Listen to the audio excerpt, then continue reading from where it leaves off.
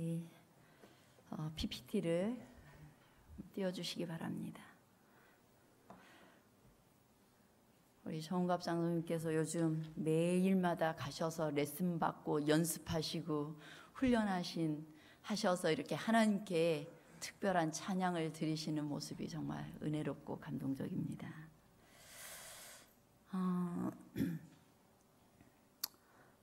어느 날 부자 아버지가 아들을 데리고 시골에 사는 농부들이 얼마나 가난하게 사는지, 그리고 너가 얼마나 많은 걸 가졌는지를 보여주려고 아들과 함께 시골로 여행을 떠났습니다. PPT가 제대로 안 띄워지고 있는 것 같습니다. 한번 체크를 좀 해주시기 바랍니다. 집으로 돌아오는 길에 아버지가 아들에게 물었습니다. 여행 어땠어? 아주 좋았어요, 아빠. 가난한 사람들이 어떻게 사는지 봤어? 예. 그래, 여행에서 배운 걸 나한테 좀 말해주겠니? 우리는요, 우리 집에는 개가 한 마리인데요, 그들은 개가 4마리나 되더라고요. 우리는 정원까지 닿는 수영장이 하나 있는데 그들의 수영장은 끝이 안 보이더라고요.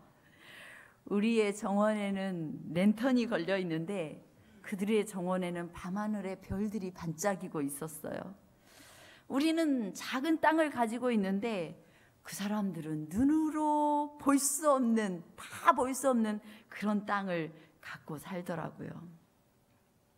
우리는 몇 명 시중 드는 사람들이 서빙을 하고 있는데 그들은 다른 사람들을 서로 섬기고 있더라고요. 우리의 땅을 경계하기 위해서 우리 집은 담장이 있는데 그들은 친구들이 그들을 보호하고 있었어요. 아버지가 할 말이 없어졌습니다. 아들이 이런 말을 덧붙였어요. 고마워요, 아빠. 우리가 얼마나 가난한지를 보여주셔서. 저는 오늘 저나 여러분이 실제로는 얼마나 가난한 사람들인지를 살펴보려고 합니다. 자, 여기 그릇들이 여러 가지 있습니다. 여기 그릇들이 있는데 여러분들은 어떤 그릇쯤 되는 것 같아요? 여러분들의 그릇은 어느 정도 되는 것 같습니까? 냉면 그릇. 예, 아주 멋진 녹그릇, 또 흙으로 빚어진 그릇, 또 도자기, 스테인 그릇이 있는데요. 여러분들은 여러분의 인생이 어느 정도 가치 있게 느껴지고 여러분들을 사람들이 볼 때 혹은 여러분 자신이 생각할 때 어느 정도 귀하게 여기고 있습니까? 자, 우리 오늘의 본문의 말씀을 함께 읽어보겠습니다. 고린도후서 4장 7절로 11절 말씀을 우리 함께 읽겠습니다. 시작. 우리가 이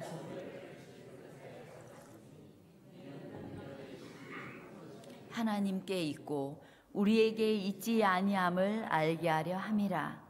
우리가 사방으로 우겨쌈을 당하여도 쌓이지 아니하며 답답한 일을 당하여도 낙심하지 아니하며 핍박을 받아도 버림받지 아니하며 거꾸로 뜨림을 당하여도 망하지 아니하고 우리가 항상 예수 죽인 것을 몸에 짊어짐은 예수의 생명도 우리 몸에 나타나게 하려 함이라.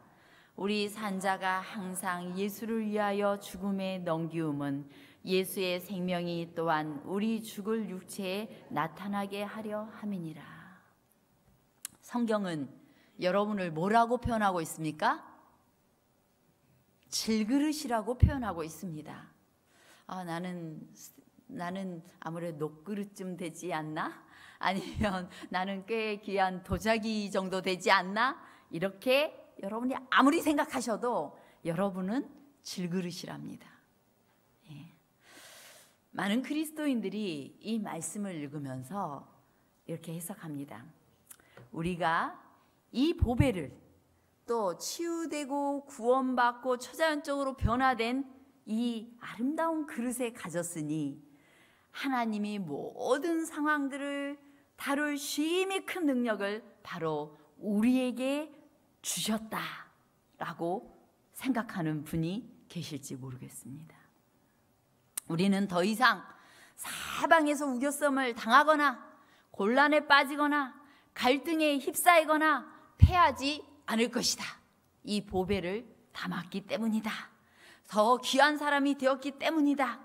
그래서 내가 그리스도인이 됨으로써 내가 귀해졌기 때문에 만천하 사람 앞에서 하나님께서는 얼마나 하나님 믿는 사람이 잘 되는지를 보기를 원하시고, 그리고 그럼으로써 다른 안 믿는 사람들이 얼마나 불쌍한 존재로 죽어가는 것을 더 분명히 드러내기를 원하시다. 이렇게 해석하시는 분들이 계시는 것 같아요. 그래서 하나님의 말씀을 잘못 해석하면 모든 그리스도인들은, 참된 그리스도인들은 무조건 복을 받는다. 근데 어떤 복? 인간이 생각하는 복. 그 사람에겐 고난도 없다, 뭐 질병도 없다, 그리고 또 그 사람에게는 이 뭐 어떤 일들이 싹 비껴나간다, 이렇게만 해석을 하시는 분들이 있는 것 같아요. 그런데 이 말씀은 그런 의미가 아닙니다. 많은 그리스도인들이 예수님을 믿게 되면 더 이상 갈등할 일도 없고, 또 옛 습관을 버린 아주 내가 그럴듯한 삶을 사는 승리한 상태일 거라고 기대를 합니다. 그래서 내가 과거에는 별 볼 일 없었지만 예수님을 믿음으로 번쩍이는 금그릇처럼 되었을 거라고 생각을 해요. 반짝반짝 빛이 나는 신앙인의 모습일 거라고 생각을 합니다. 그래서 이 신앙인이 된 내 모습에서 이 맑고 교양 있는 소리가 내는 그런 사람일 거라고 실제로 그렇든지 말든지 그렇게 생각해요. 우리는 누구하고 다르다고? 세상 사람과 다르다고. 저 사람들은, 우리가 이제 재림교인들이 자부심을 표현할 때, 또 이렇게 표현을 할 때 저기 일요일 교인들이라고 표현을 해요. 우리 재림교인들이 일요일 교인들하고 다르다. 근데 그런 표현들은 좀 삼가했으면 좋겠어요. 일요일에 예배를 드리는 분들 가운데서 정말 진지한 신앙적 그 고민을 하면서 하시는 분들이 있기 때문에 이런 표현들을 좀 자제하면 좋을 것 같아요. 그러나 우리가 어떤 진리를 가졌다고 해서 대단한 어떤 그 우월의식을 가질 것도 아니고, 그럼 그럴수록 더욱 겸손해져야 돼요. 예수님을 가까이에서 만나면 만날수록 나란 사람의 정체가 무엇인지를 알아야 되는 것입니다. 근데 성경이 우리를 뭐라고 이야기해요? 질그릇이라고 이야기해요. 질그릇. 우리가 이 보배를 질그릇에 가졌다. 여러분, 질그릇이 어떤 거예요? 질그릇이 본래 껍질이나 구운 진흙으로 만든 속이 텅 빈 용기를 질그릇이라고 한다고요. 강도가 어떻습니까? 질그릇 쉽게 깨집니다. 우리가 쉽게 깨어지기 쉬운 질그릇이라고 성경 분명히 말하고 있어요. 그 안에 보배를 담았든지 안 담았든지 간에 우리는 쉽게 깨지기 쉬운 그런 질그릇입니다. 질그릇의 용도는 뭐예요? 그냥 눈에 잘 띄지도 않고 깨지기 쉬우니까 단기간 사용되지만 가치는 별로 없어요. 우리는 예수님을 만난 후에도 여전히 뭐예요?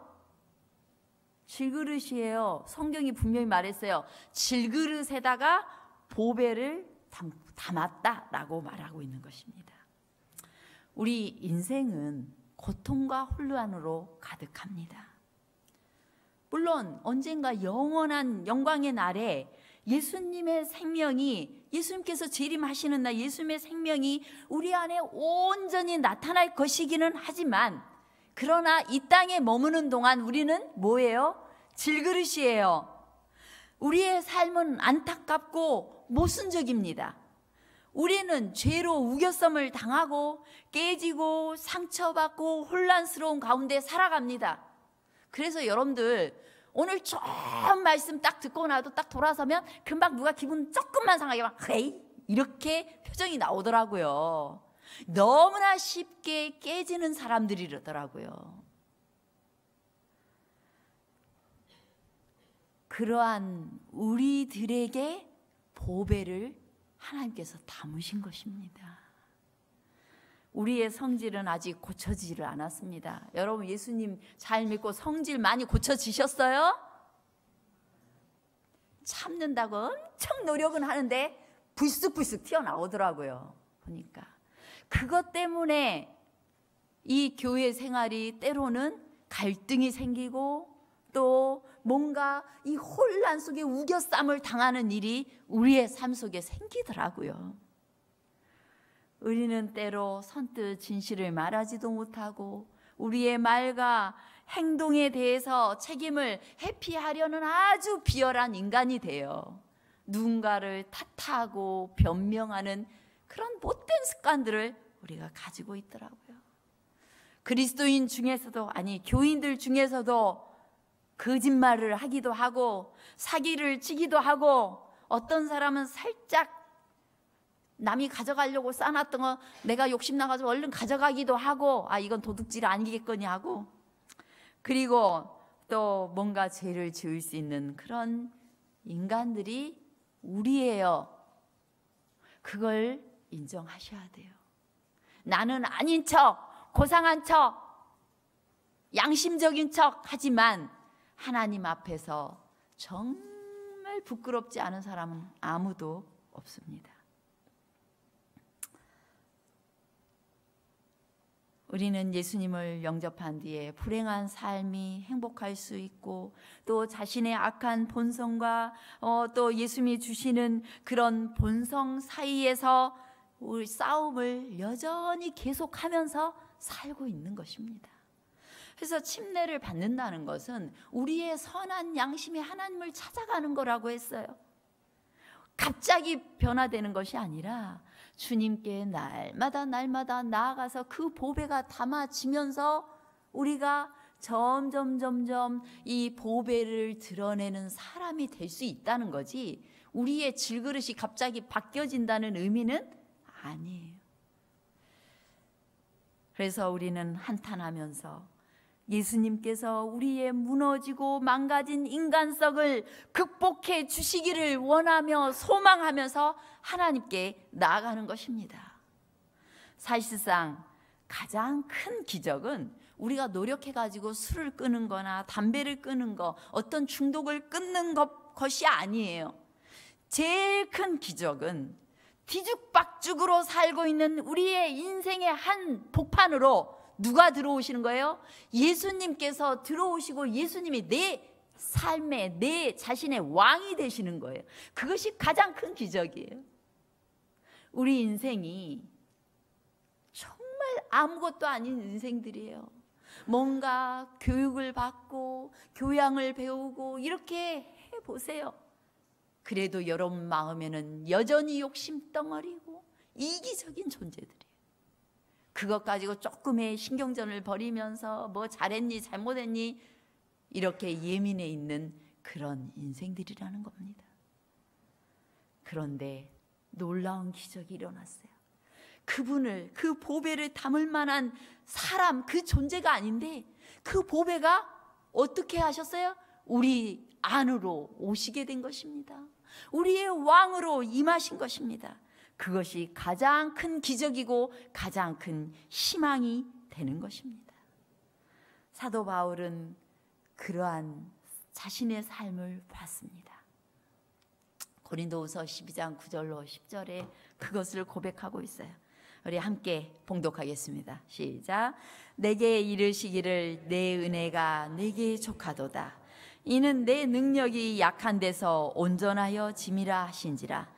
이러므로 도리어 크게 기뻐함으로 나의 여러 약한 것들에 대하여 자랑하리니 이는 그리스도의 능력으로 내게 머물게 하려 함이라. 그러므로 내가 그리스도를 위하여 약한 것들과 능욕과 궁핍과 핍박과 곤란을 기뻐하노니 이는 내가 약할 그때에 곧 강함이니라. 사도 바울은 그리스도인으로 산다는 것이 무엇인지를 진짜 깨닫게 되었어요. 내가 예수님 알고부터 내가 봐봐, 내가 얼마나 달라졌는지, 나 이런 사람이야, 이렇게 말하지 않아요. 내가 약한 데서 온전하여지는 줄을 깨닫게 되었어요. 주님 앞에 가까이 나아가서 사람들에 대해서는 나의 약함에 대해서 자랑하고 있는 거예요.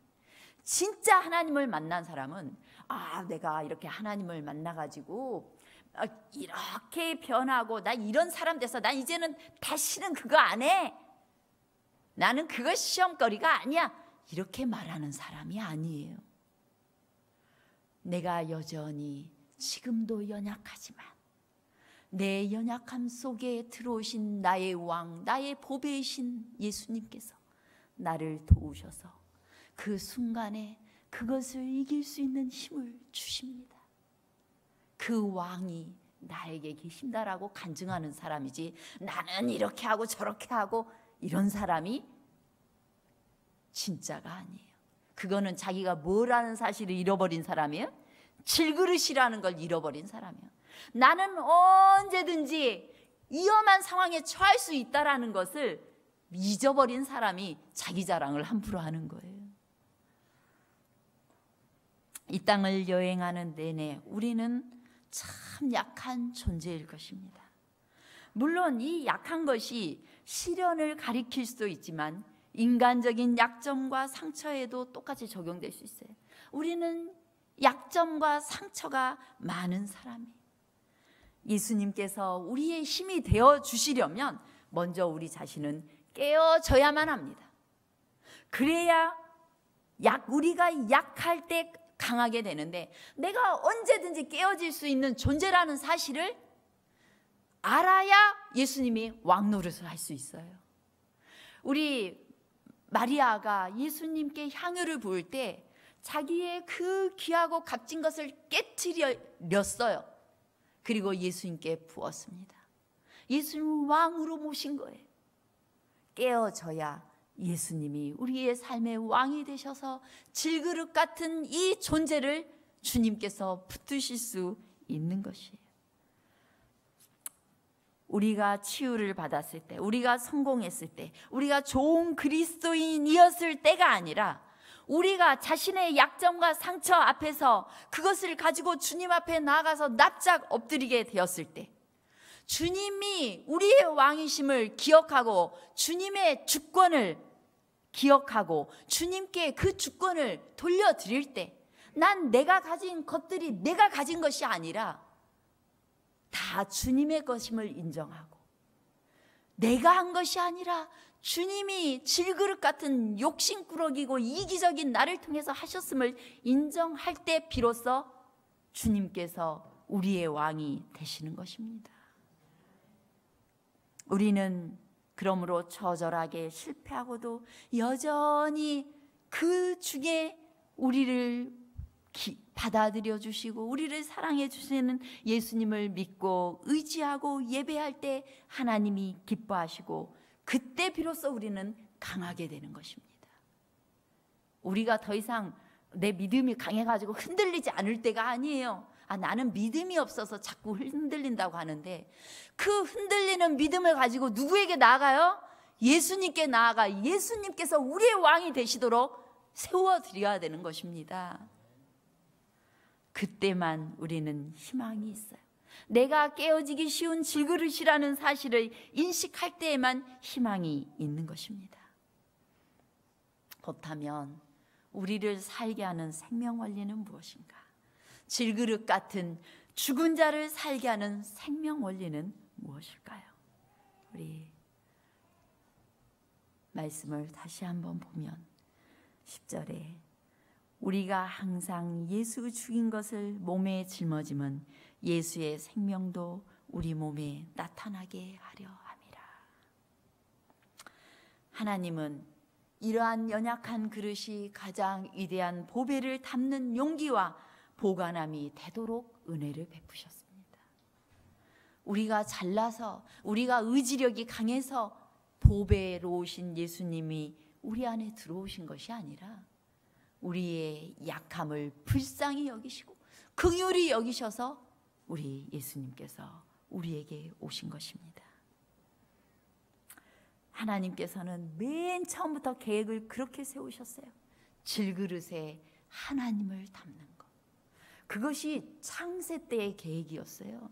인간을 뭐로 빚으셨어요? 흙으로 빚으셨어요. 그 흙이라는 단어가 dust, 먼지라는 단어예요. 먼지 같은 존재에 뭘 불어넣으셨어요? 하나님의 생기를 불어넣으시니 살아있는 생명이 된 거예요. 우리가 그럴듯하게 멋스럽게 살아있는 것처럼 꽤 괜찮은 사람처럼 보이는데 그 능력이 어디에 있는 거예요? 나에게 있는 게 아니라 질그릇 같은 먼지 같은 내 안에 담기신 그리스도께 있는 것입니다. 그것이 본래부터의 하나님의 계획이었어요. 비참하고 이제 죄를 짓고 난 이후에는 더 깨지기가 쉬워졌어요. 옛날 아담과 하가 죄를 짓는 쪽에 짓기가 더 어려웠던 이 것이었는데도 그들이 죄를 지었다면 우리는 너무나 약해진 상태예요. 죄의 영향을 너무 크게 받아서 우리는 쉽게 깨어질 수 있는 그런 가난한 아무것도 못 가진 존재들이라는 사실을 인정하시기 바랍니다. 여러분들이 박사학위를 받고 뭘 해도 그냥 질그릇이에요. 여러분들이 어마어마한 재산을 가졌어도 다른 사람들은 돈을 가졌다고 굽신거릴지 모르나 그냥 하나님 앞에서는 질그릇이에요. 내가 아무것도 안 가진 사람이나 또 가진 사람이나 질그릇이에요. 주님께서는 보배이신 예수님을 우리의 삶에 채우기를 원하십니다. 그 보배가 뭐라고 말씀하고 있어요? 우리 고린도후서 4장 6절 함께 읽겠습니다. 시작. 어두운 데서 빛이 비치리라 하시던 그 하나님께서 예수 그리스도의 얼굴에 있는 하나님의 영광을 아는 빛을 우리 마음에 비추셨느니라. 그리스도의 얼굴에 있는 하나님의 영광을 아는 빛을 우리 마음에 비추셨습니다. 예수님의 얼굴에 있는 하나님의 영광을 아는 빛, 그것이 보배입니다. 사막에서 목마르고 타 죽을 인생에게 생수가 되어주시고 흑암 속에서 낭떠러지로 추락하는 인생에게 빛이 되어주시고 죽음 앞에 서 있는 인생에게 생명이 되어주시는 그 예수님이 바로 우리의 보배인 것입니다. 우리는 예수님께 나아가서 목을 죽일 수 있고 빛을 보며 살 수 있는 것입니다. 성경은 그 생명의 출처를 명확하게 하고 싶어 하는 것입니다. 그 생명의 출처가 너가 아니라 누구다? 그리스도다. 이것을 말해주고 싶은 겁니다. 네가 잘나서 지금 하나님 일하고 네가 잘나서 뭘 하는 게 아니라 무슨 일이 되는 것이 아니라 네 안에 있는 하나님께서 빛을 비춰주고 있다라는 사실을 우리에게 깨우치고자 하시는 것입니다. 이 말씀 뒤에 우리가 이 보배를 질그릇에 가졌다라 말하고 있는 거예요. 그 전에 보배가 무엇인지를 명확히 하고 있는 것입니다. 생명의 능력은 하나님께 있습니다. 우리는 자주 착각하면서 그 생명이 보배로운 내 그릇에 담겨졌다라고 내가 생명이 된 것처럼 말을 합니다. 어떤 그 은유적 이야기인데요. 세탁소에 갓 들어온 새 옷걸이에게 고참 헌 옷걸이가 말을 했어요. 한마디 했어요. 너는 옷걸이라는 사실을 한시도 잊지 말거라. 새 옷걸이가 물었어요. 아니 내가 옷걸이인 거 아는데 왜 옷걸이라는 사실을 그렇게 강조하시는 겁니까? 그러니까 헌 옷걸이가 말했어요. 잠깐씩 입혀지는 옷이 자기의 신분인 양 교만해지는 옷걸이들이 세상에 너무 많기 때문이다. 여러분들이 잠시 누리게 되는 지위와 잠시 누리게 되는 어떤 일, 우리가 사실상은 아웅다웅 싸우는 게 뭐예요? 같은 직장 안에서 나랑 같은 승진 케이스인데 쟤는 올라가고 나는 안 올라가고 뭐 이러면 뭐 어쩌고 이 속에서 얼마나 많은 일들이 일어나요. 참 이렇게 하나님의 눈으로 보면 불쌍한 인생들이에요. 정말 형편없어. 그릇이나 그 기구 자체는 아무런 가치도 없고 오직 그분의 임재와 능력만이 그의 가치를 결정합니다.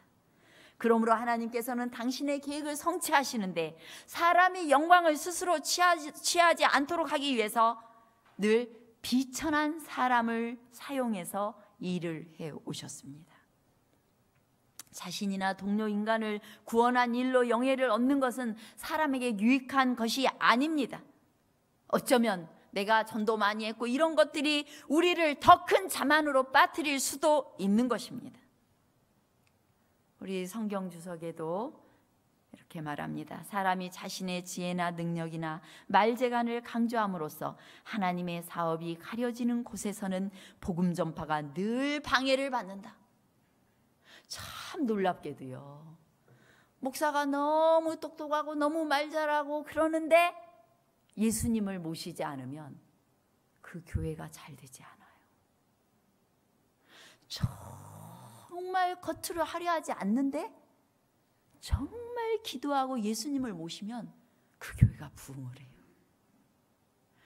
성도들이, 장로님들이, 성도들이 정말 화려하지 않는데 기도하고 정말 하나님의 일을 하는 것을 귀한 특권으로 여기고 그리고 감사하며 자신을 헌신하는 교인들이 모여 있으면 그 교회가 부흥을 해요. 근데 잘나고 똑똑한 사람들이 분명히 많아서 돈도 많고 하는데 정말 기도하지 않고 예수님을 나의 주인으로 모시고 있지 않으면 부흥하지 않아요. 그래서 우리는 조심해야 돼요. 내가 뭘 했다라고 말하는 건 정말 조심해야 됩니다. 나는 언제든지 깨어질 수 있는 존재임을 기억하시기 바랍니다. 우리 태풍 닝닝이 한번 딱 지나고 나면은 어때요? 무슨 일이 생길지 몰라요. 저 몇 년 전에 지나갔던 태풍 너무 무서웠어요. 세상에 이 36대가 가는 길 막 이 그 어마어마한 나무들이 다 쓰러지고 무서운 피해를 냈고 또 사망자가 많이 발생했어요. 이런 한순간이면 금방 없어져 버릴 수 있는 그런 것들을 우리는 가지고 살아가고 있는 것입니다. 우리는 외적 요인에 의해서 얼마든지 한순간에 무너져 버릴 수 있어요. 정말 한때 화려했는데 한순간 뭐 판단 잘못해가지고 보증을 잘못 섰거나 하면은 그냥 싹 날아가 버려요. 이게 우리 인생들이에요. 근데 하나님께서는 그 모든 사업을 천사들에게 위임할 수도 있었지만 연약한 질그릇 같은 인간들에게 그 사업을 맡기시는데 이 구속 사업이, 이 교회 사업이 누구의 일이라는 걸 분명히 알려주시려고 그러는 거예요. 하나님의 일이라는 걸 분명히 알려주시려고 하는 것입니다. 우리 고린도전서 1장 28절 29절 우리 함께 읽겠습니다. 다 같이 읽겠습니다. 시작. 하나님께서 세상에 천한 것들과 멸시받는 것들과 없는 것들을 택하사 있는 것들을 폐하려 하시나니 이는 아무 육체라도 하나님 앞에서 자랑하지 못하게 하려 하심이라. 오늘 여러분 실패하고 계십니까? 그렇다면 하나님이 가장 귀한 일을 할 가능성이 아주 높은 사람들이에요. 아무것도 잘할 수 있는 것이 없습니까? 그것은 하나님께서 여러분을 통해서 가장 크게 일할 수 있는 가능성입니다. 너무 잘나지 않으셨어요? 정말 큰 가능성을 가지고 있습니다. 성경이 그렇게 말을 해요. 하나님께서 천하고 미련하고 가치 없는 것들을 택해서 하나님이 일하시는 것은 어떤 사람이라도 하나님 앞에서 자랑 못하게 하려고, 교만하지 못하게 하려고 하신다는 것입니다. 그래서 우리가 해야 될 일이 있어요. 우리가 항상 예수 죽인 것을 몸에 짊어져야 돼. 그것은 생명도 우리 몸에 나타나게 하려 합니다. 생명의 원리는 죽음으로 사는 거예요. 십자가를 짊어지고 죽으면 생명이 우리 몸에 나타납니다. 날마다 죽으시기 바랍니다. 침례 받을 때 여러분이 장사 지냈는데 그 후로 자꾸만 누가 살아요? 옛 내가 자꾸 살아. 그래서 불쑥불쑥 살아서 내 생각, 내 뜻대로 안 되면, 그리고 예수님이 이렇게 말하는데 어떻게 그렇게 살아요? 사람이 바보예요. 내 방식대로 살면 정말 죽는 거예요. 우리는 죽어야 돼요.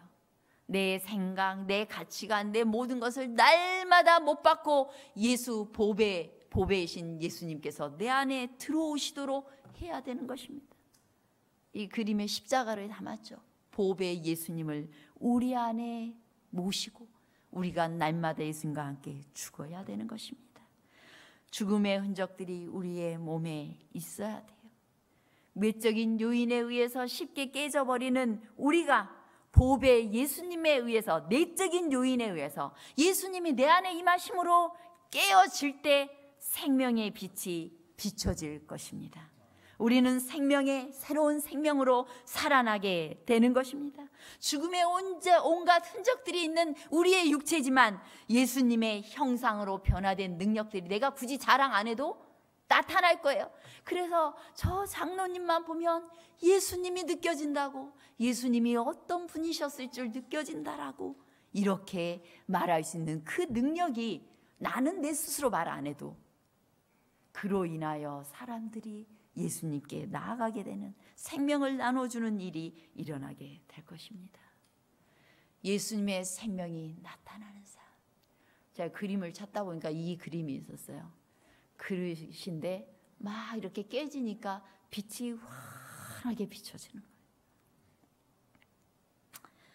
자기는 죽고 예수가 사는 예수님의 생명이 나타나는 삶이 어떤 삶이에요?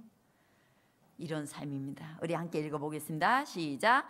우리가 사방으로 우겨쌈을 당하여도 쌓이지 아니하며 답답한 일을 당하여도 낙심하지 아니하며 핍박을 받아도 버림받지 아니하며 거꾸러뜨림을 당하여도 망하지 아니하고. 우겨쌈은 불확실성, 실망, 어려움, 핍박, 죽음을 가리킵니다. 그리스도인들은 이런 상황에 처할 수 있어요. 그래서 누가 나를 너무 실망시켰어, 내가 너무 어려웠어, 지금 실망한 상태에다가 누가 팍 하나 이 휘발유 끼얹어가지고 불을 질러놔, 염장을 질러. 그래가지고 내가 예수 믿는 거 다 하나 봐, 이런 말이 절로 나오게 만들어요. 그런 일들 속에 내가 우겨쌈을 당하여도 라는 의미예요. 그리스도인이 되었을 때 그런 상황 속에 들어갈 수 있습니다. 또 답답한 일이 우리의 삶에 있어요. 답답한 일은 의혹에 빠지다라는 의미를 가진 헬라어를 사용했어요. 내가 정말 이거 진짜 하나님이 살아 계셔? 하나님이 계시다면 이렇게 놔둘 수 있어?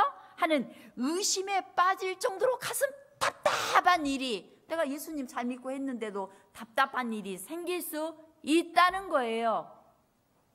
그런데 정말로 예수님, 내가 죽고 예수님의 생명이 나타나는 삶은 요 상황에서 나타난다는 거예요. 요 상황에서 빛이 나타난다는 것입니다. 그리스도인은 그런 속에서도 어떻게 해? 우겨쌈을 당하여도 쌓이지 않는 것처럼 살고 답답한 일을 당하여도 낙심하지 않고 그렇게 산다는 거예요. 그리스도인은 그 속에서도 절망에 빠지지 않고 하나님을 신뢰하고 기다린다는 것입니다. 환경은 그리스도인의 영혼의 분위기를 좌우하지 않고 보배 예수님으로 인하여서 잠잠히 평안히 그 길을 간다는 것입니다. 주님 때문에 그 모든 것을 감내하며 끝까지 빛 대신 예수님을 의지하며 그 평온을 유지할 수 있다는 것입니다. 핍박을 받아도 버림받지 않고 거꾸러뜨림을 당하여도 망하지 않는다고 했어요. 고난과 개인이 당한 위험의 강도가 점점 강해지고 그리스도인은 저기를 가진 세력에 둘러싸이곤 하겠지만은 그 세력에 의해서 쉽게 찢겨지고 잡히고 던져질 때도 있겠지만은, 그러나 그런 속에서도 그것들이 우리를 망하게 할 수 없다는 거예요. 예수님께서, 우리의 보배이신 예수님께서 우리 안에 생명을 주시고 오히려 그 순간에 질그릇이 깨어져서 생명의 빛을 발하도록 놀라운 일들을 일으켜 세우시고 또한 놀라운 일을 이루신다는 것입니다. 때로 우리는, 제가 언젠가 어떤 호남 앞에 목사님, 사모님, 그 목사님이 저랑 같이 교육을 받는 중이었는데 사모님이 쓰러졌다는 소식이 있었어요. 그래서 같이 다 기도를 했는데 불과 며칠 안 지나서 젊은 사모님인데 돌아가셨대요. 이 놀라운 일이 우리의 삶에 일어날 수 있어요? 일어날 수 있어요. 일어날 수 있어요.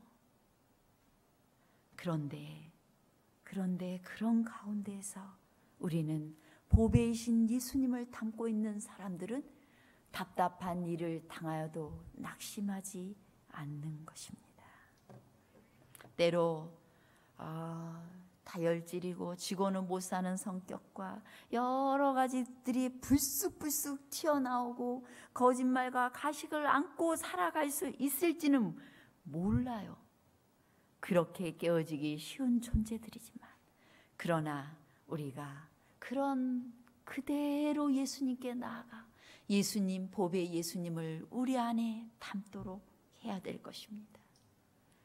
그것을 누가 내 연약한 모습 알게 될까 봐 전전긍긍하면서 그러지 말고 내 연약함 그냥 연약하다고 인정하고 그러나 그래서 내가 예수님이 필요로 하는 사람이라고 그렇게 말하며 예수님을 붙들고 사는 것입니다.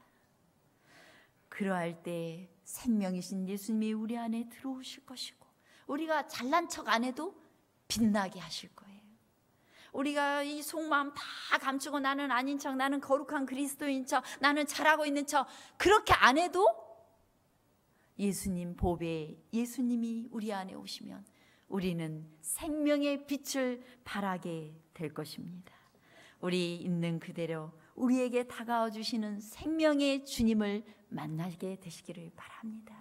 우리 이제 추석을 맞이하여 여러분들의 가족을 만날 것인데 가족들에게 윽박지르고 협박하고 하나님 믿으라고만 이렇게 하기보다는 정말 하나님 믿는 것이 나의 이 연약함 속에서도 자신의 연약함 자랑하시고 연약함 속에서도 하나님께서 내 삶을 얼만큼 빛나게 하시는지 그거 잘 증거하시고 사람들에게 예의를 갖춰서 친척들에게 내가 하나 더 손해보면서 그렇게 예수님의 보배 예수님을 잘 증거하고 돌아오시게 되기를 간절히 바라겠습니다.